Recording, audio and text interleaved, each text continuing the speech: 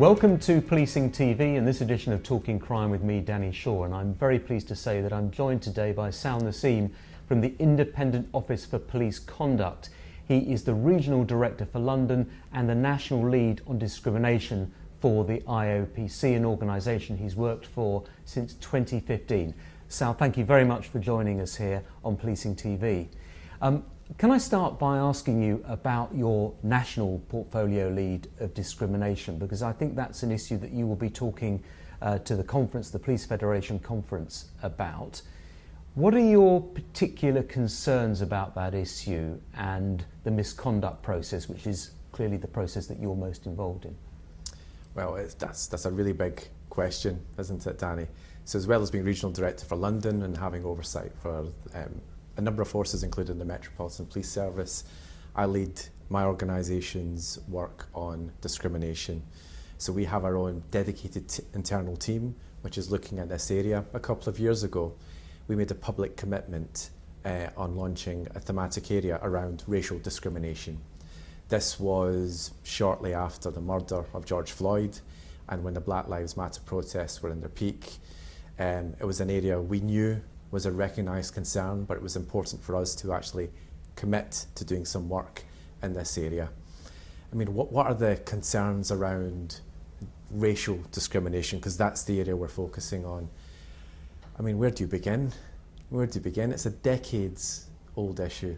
Decades. And but in the misconduct system, in particular, we see examples, and this has been a problem, of black and minority ethnic police officers who are disproportionately represented at various stages in the misconduct system. Is that spread across all police forces, or is it a particular issue in certain forces?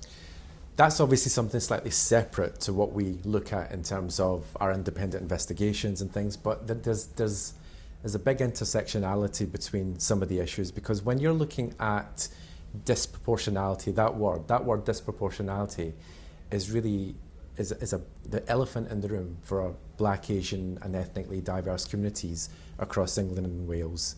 Then, when you look at the internal context for policing and those police officers that come from these disenfranchised communities, that word comes up again, disproportionality. And that disproportionality has existed in the police misconduct system, the disciplinary system, for a number of years. The National Police Chiefs Council, DCC Kane, as he was then, did a quite a famous report in this context, which highlighted it. And you know, kind of my personal thoughts on that disproportionality and those issues there are that disproportionality exists in every regulatory regime for people who come from ethnic minorities. That's a sad reality. Policing is no different. The issues around racial bias need to be considered alongside that. So for instance, when you look at professional standards departments across England and Wales for the 43 different police forces, who are the bodies that conduct these investigations into these officers, and you look at the decision makers within them who are called appropriate authorities, there's a startling lack of diversity here. Now, should that make a difference? Arguably not, when you're trying to follow policy and procedure. But then when you have that elephant in the room around disproportionality, then I would argue that it can't be disaggregated. Now, the Home Office is looking at this area around, you know, the lack of diversity, you know, at that key decision-making point. But it is something that I think needs to be looked at. But ultimately, I think the big question here is one for policing. Just as we have disproportionality in other areas of policing tactics, policing needs to be able to answer the question of why does this disproportionality exist? You know, and the challenge is that you've got 43 different pieces, you've got 43 different entities who've got this disproportionality. There might be, undoubtedly, there'll be different reasons which exist, but much as policing hasn't been able to answer that disproportionality question for communities, it's not able to answer it for its own officers of colour, and I think that is an issue. Have you got any answers, having spoken to people in professional standards departments, why there aren't many black or minority ethnic officers in those departments? Is there anything that you've perhaps understood about that role or that job that perhaps doesn't attract them, doesn't appeal, or that they don't get the jobs?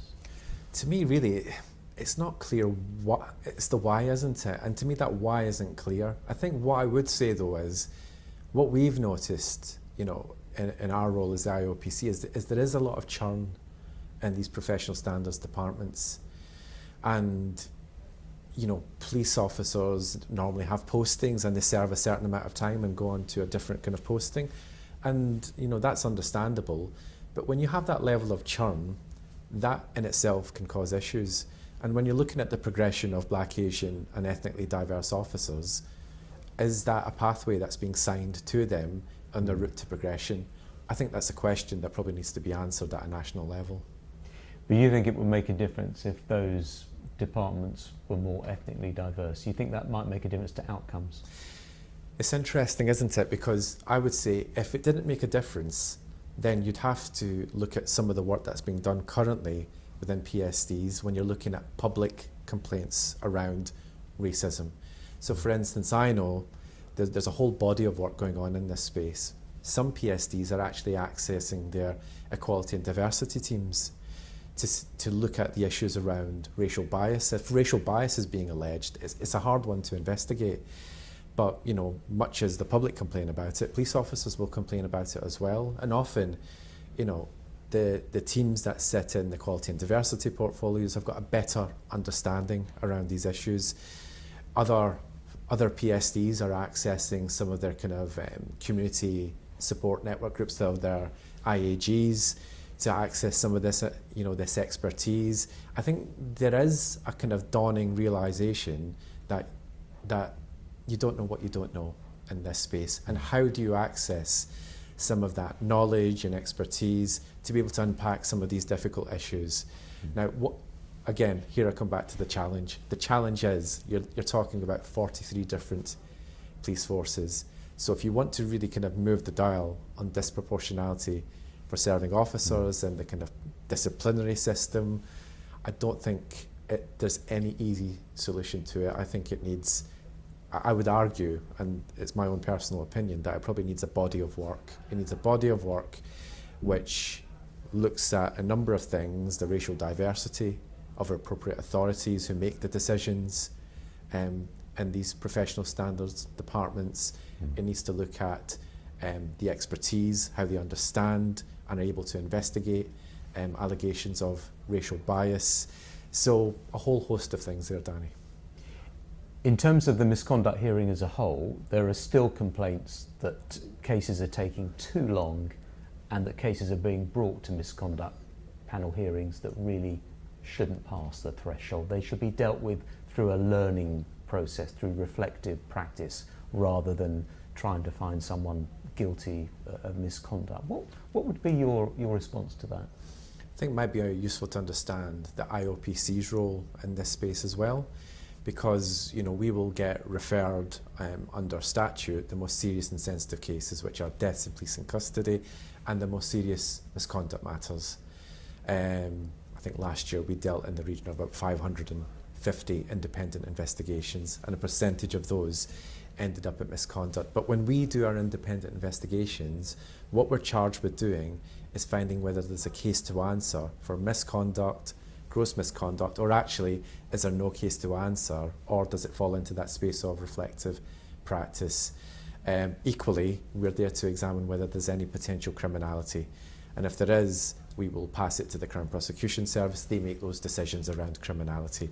If we think there is a case to answer for misconduct or gross misconduct, we will pass it back to the police force, who then go on to convene an independent panel who run that misconduct process. So we form an important part of the system for the most serious and sensitive matters, but you can see there's another part of the system that takes forward the disciplinary process.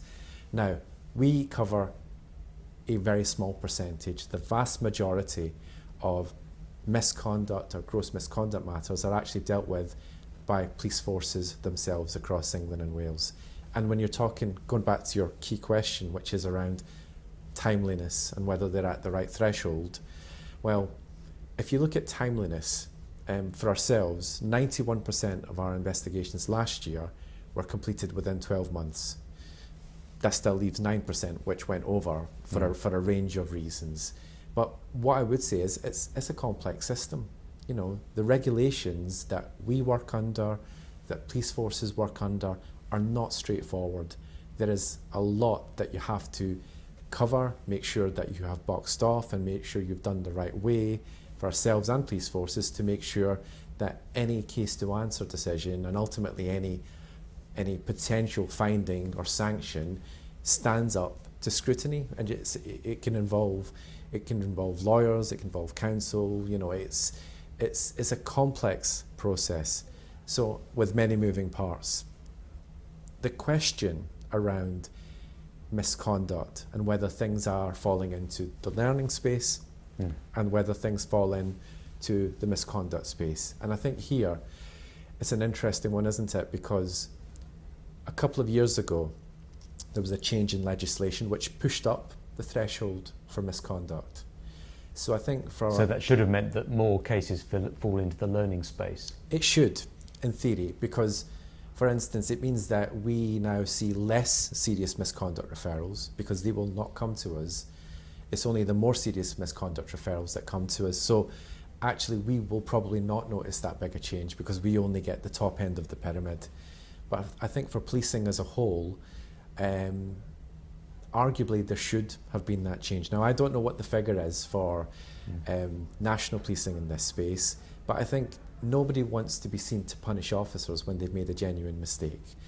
However, you know, when you're looking at misconduct, you only have to look at the amount of rules and regulations there are. You've got the Code of Ethics, you've got the Standards of Professional Behaviour, you've got the Home Office Outcome Guidance, you've got the College of Policing guidance in this space. You know, it's a difficult system to navigate in, and to get that line right between, you know, those honest mistakes and learning and reflecting on it versus accountability is a really important one, because the accountability bit, which I'm sure we'll come on to, is something which communities, particularly disenfranchised communities from Black, Asian, minority ethnic backgrounds, really want to see.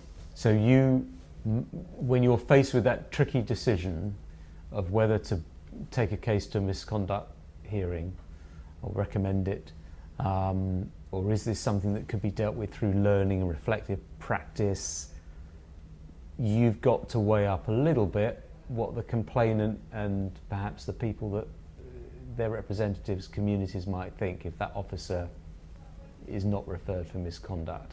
No, unfortunately it's not that straightforward because we're independent. So what we'll do is we'll be led by the evidence. And what does the evidence tell us?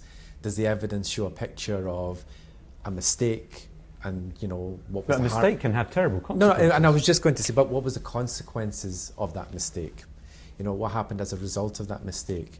You know, there's the guidance in this system actually kind of helps decision makers navigate through this difficult space, which you've got aggravating factors, you've got mitigating factors. It's you know, it's a quasi-legal process. You've got to balance all these things up and see where you end up at the end of it. So you're quite right. An honest mistake can have terrible consequences.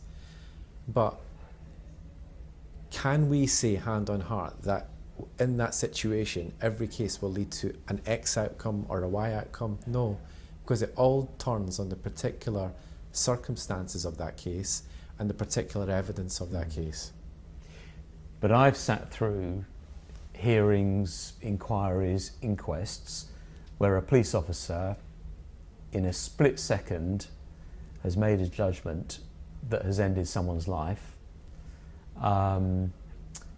and they didn't set out that morning to do that. They set out to do their job, and the process has taken years in some cases, many years in some cases, and those individual seconds of that decision have been poured over by inquiries and by lawyers and everyone else trying to sort of understand what their decision making was in that instant.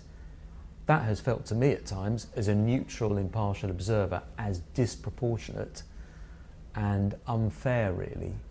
We're not talking about someone who was premeditated and went out to kill an innocent person. So I just wonder, I mean, is the IOPC getting that balance right? I would argue, yes, we're not perfect, but I would argue that when we're looking at these cases, these decisions, are pored over. We don't make these decisions lightly.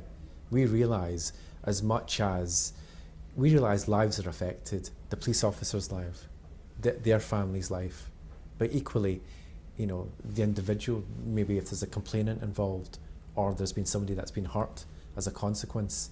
The really difficult task of our role is to be independent, is to sit in the middle and take an independent view of everything, take an independent view of the evidence, take an independent view of the circumstances, and reach our view, having worked through all the legality and everything that we need to see where we get to.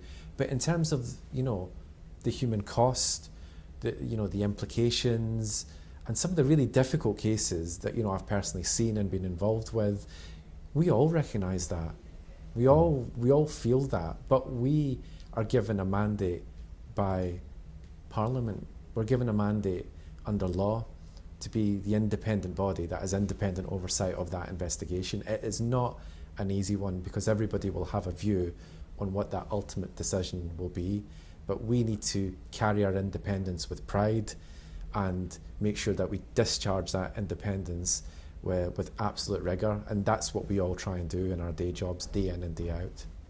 Now I want to ask you about one of the investigations that you have conducted or you've overseen, Operation Hotton, which was the inquiry into allegations at Charing Cross Police Station, which resulted in a damning report which, led ultimately to Dame Cressida Dick, the Metropolitan Police Commissioner, resigning in the wake of that and the row that followed that.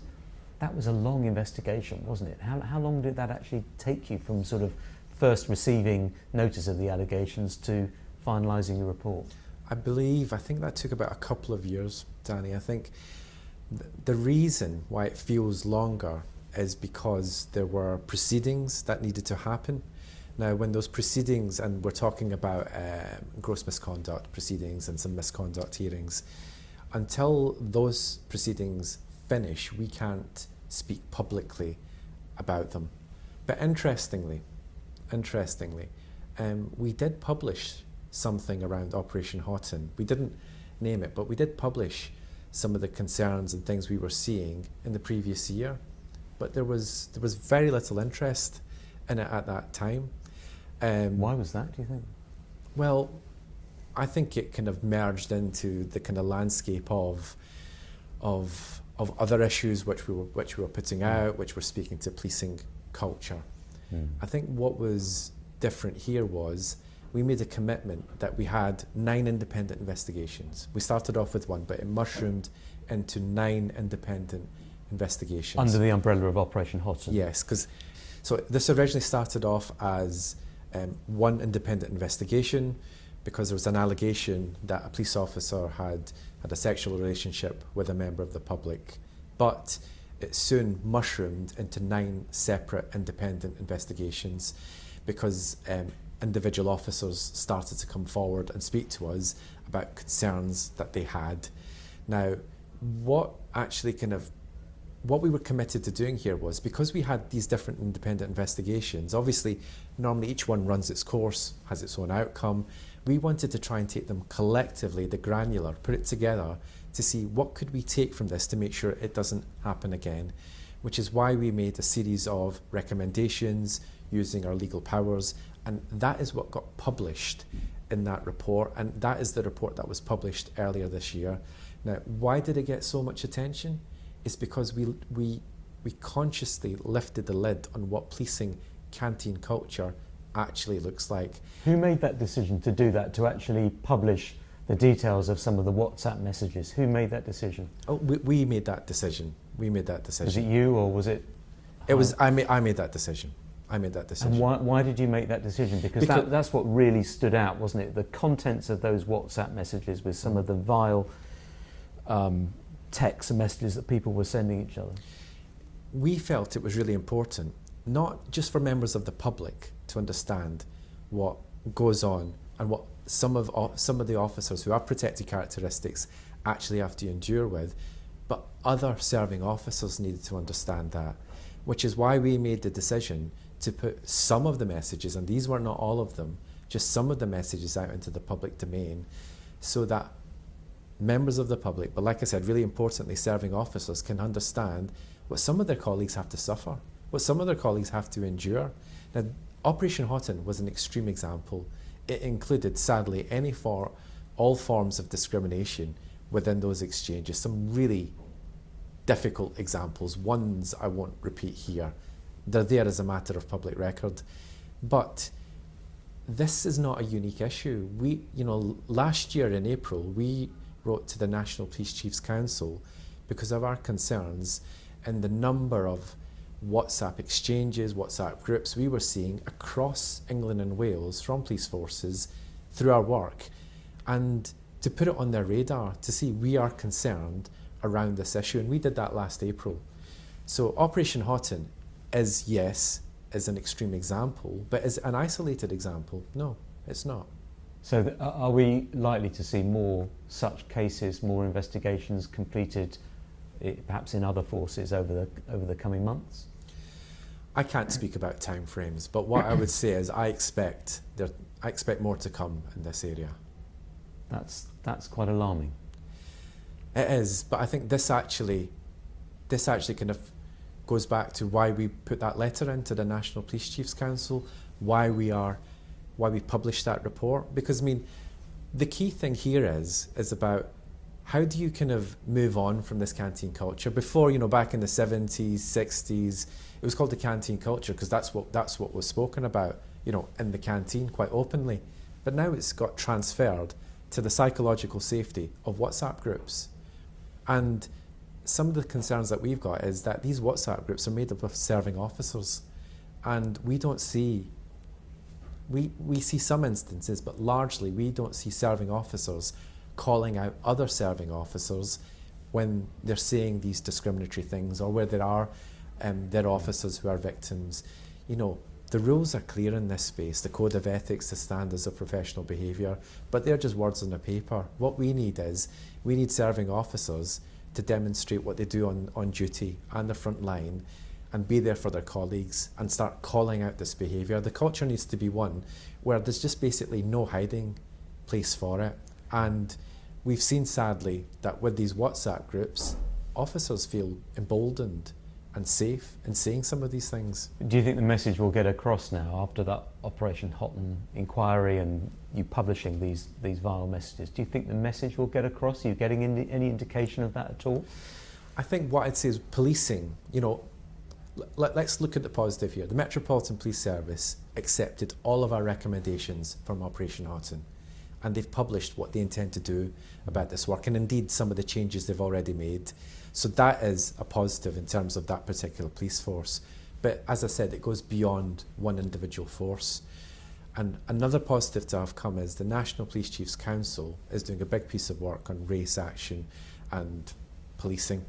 They've actually adopted all of the recommendations we've made in Operation Hotton, and they will be including that as part of their national plan to try and kind of change the narrative in this really difficult area. So in terms of trying to kind of move this, not this debate, but this concern and this issue on, I would say that strategically policing is actually grasping it and understanding it. But I think my point would be that frontline officers and officers, wherever they are, whatever role they're doing, need to feel safe and empowered to call this out. It can't just be the people who are subject to this sort of discrimination that need to demonstrate the bravery to come forward. Their colleagues should be part of that kind of journey to help call it out. And can you see that you've set a precedent in a way by publishing those messages in future investigations? Is that going to become the standard, that we can see more of that from the IOPC? I think it's a judgment call. I think with Operation Hotton, it was a huge operation. It had, it involved a significant number of officers, and it involved a significant number of concerns, and it was a right decision for Operation Hotton. I think we have to use our judgment what we do going forward on that, Danny. For you personally, Was that a big call, a big investigation? Because it puts you right in the spotlight, doesn't it? And imagine that there would be some people perhaps in the police service or amongst members of the public that, I don't know, do they target you or did they take things out on you? Do you at all? mean personally? Yeah. I've not.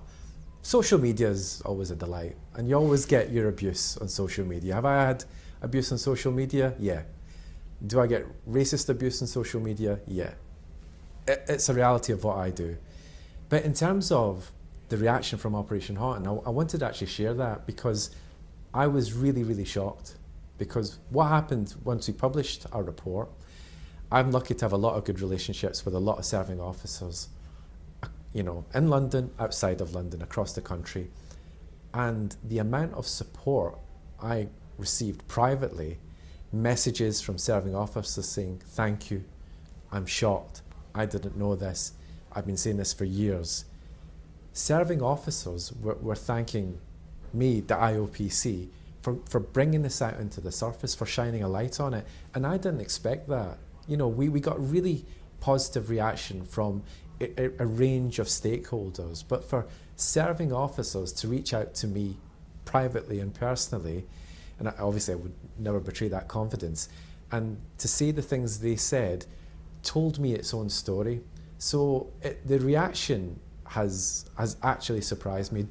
But you know, going back to the key issue, there will be people that felt uncomfortable by us shining a light on what that canteen culture looked like, because, you know, pushing for change is difficult because you've got to surface what the issues are. And I think if policing is actually going to get to the bottom of this, we need to expect more examples, more bad examples, before, you know, those weeds can be cleared out.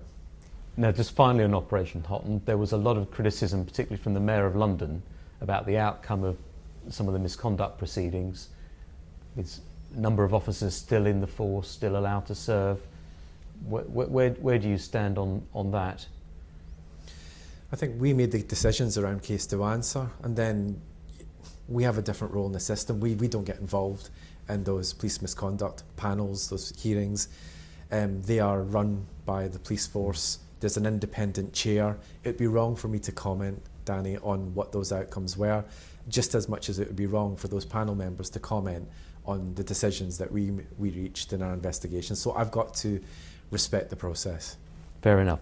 Now, the final subject I want to ask you about is stop and search, because I know that you've produced a report in the last month or so about stop and search, and particularly about the impact that it has on people who are repeatedly stopped.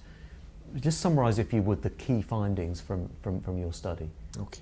So we published a report in April this year, and we've made 18 recommendations using our powers to the College of Policing, the Home Office and the National Police Chiefs Council. And you know, we're recommending some fundamental change in stop and search. So there's three key areas, I would say. I think the first one is recommending a fundamental change to how stop and search is performed in England and Wales by looking at improvements in the law and the guidance on how this policing tactic is actually used. The second one is we're calling for an end to the routine use of force, particularly handcuffing in stops and searches. It should only be used where it's reasonable, necessary and proportionate. However, we found that not to be the case, sadly, in too many instances. And the third and final area is we're calling for Black, Asian and minority ethnic communities and young people to be safeguarded against the use of stop and search, where decision making is affected by racial bias and stereotyping. And we use that word safeguarded very consciously.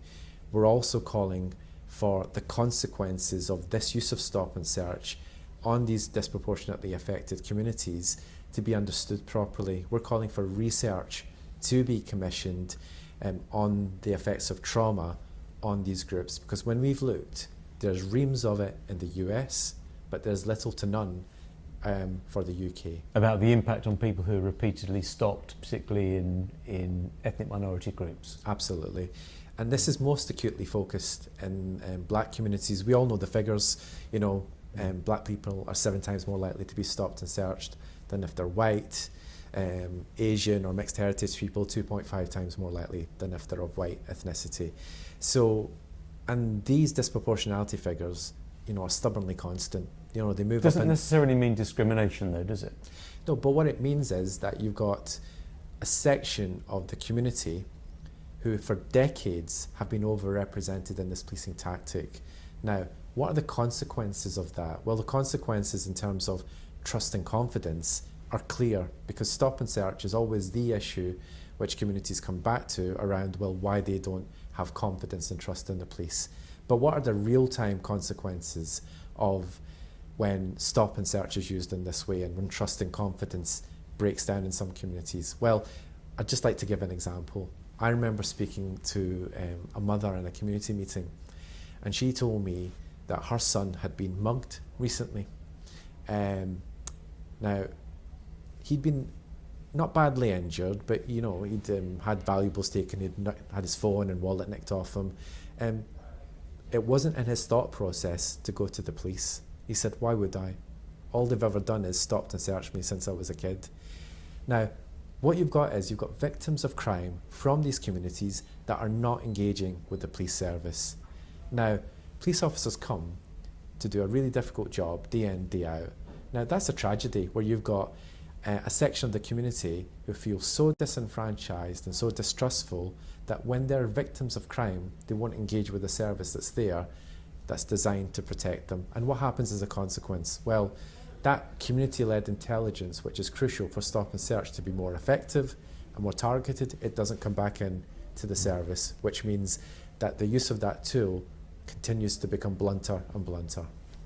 So even if stops are, let's say, were justified, and even if the disproportionality isn't necessarily because of racial bias or discrimination, there's got to be more consideration of the impact that that has of particular groups and particular individuals being repeatedly stopped.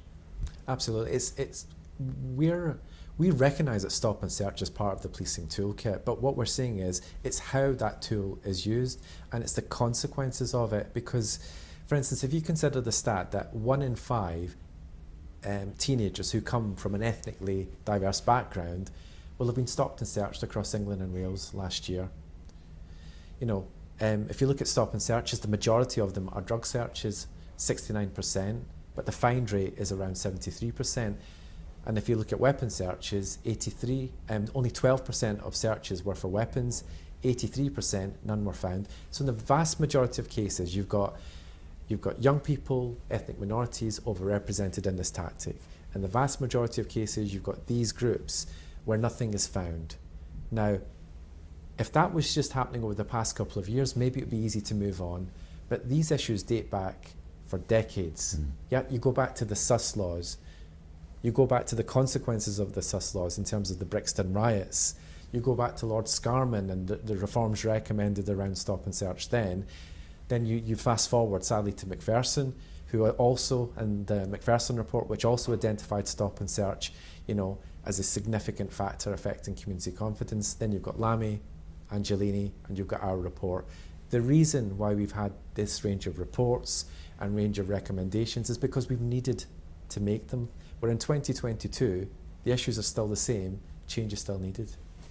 I don't think you looked at Section 60 searches, which are where a senior officer can authorise a particular area for searches to take place without reasonable suspicion. You didn't look at that, but I think there's a process going on around that, isn't there? Yeah, we didn't look at it because we didn't have the evidence around Section 60 stop and searches, but as I understand it, the Criminal Justice Alliance has submitted what's called a super complaint around the use of Section 60 stop and searches and those powers.